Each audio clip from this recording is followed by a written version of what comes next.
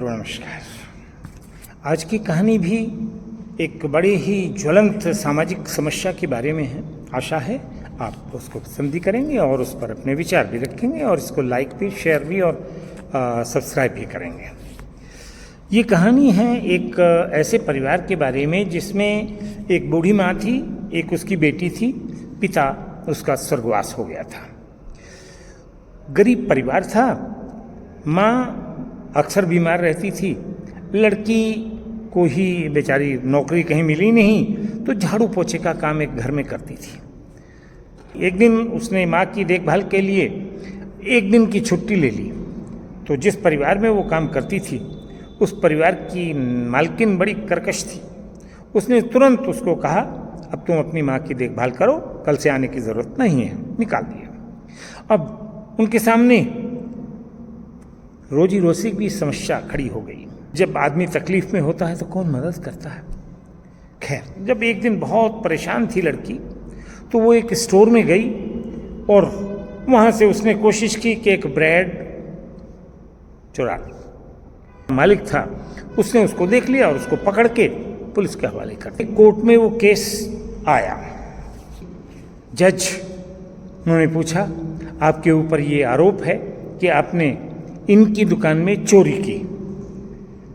बड़ी मायूस होकर रोते हुए बोले, जी मैंने ये अपराध किया है।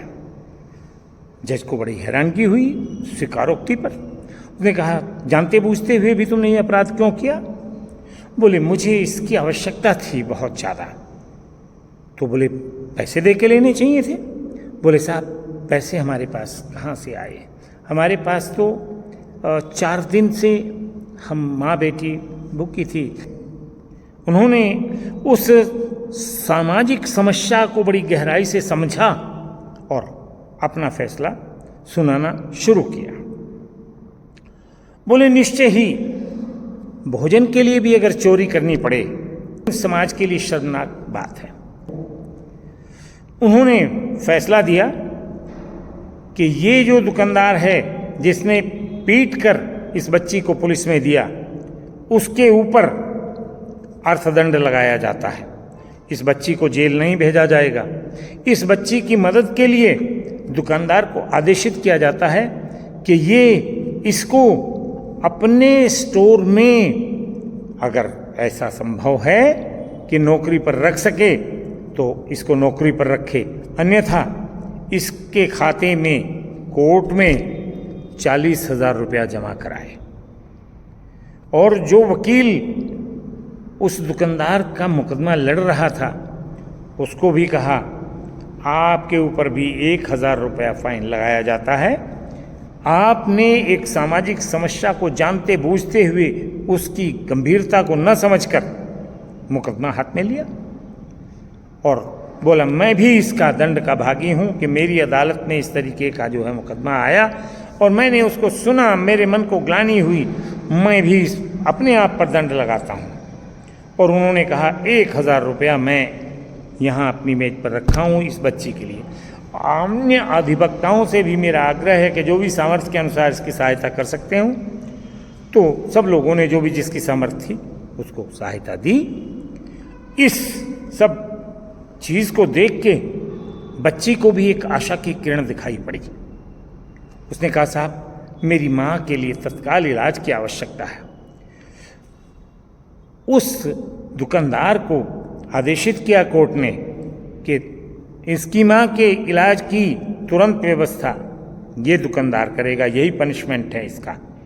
और साथ ही जज साहब ने एक और बड़ी अच्छी चीज़ कही कि मेरा सरकार से आग्रह है कि इस तरीके की चीज़ों की व्यवस्था करे जिससे कोई भी समाज का आदमी भूख के कारण चोरी करने पर विवश ना हो।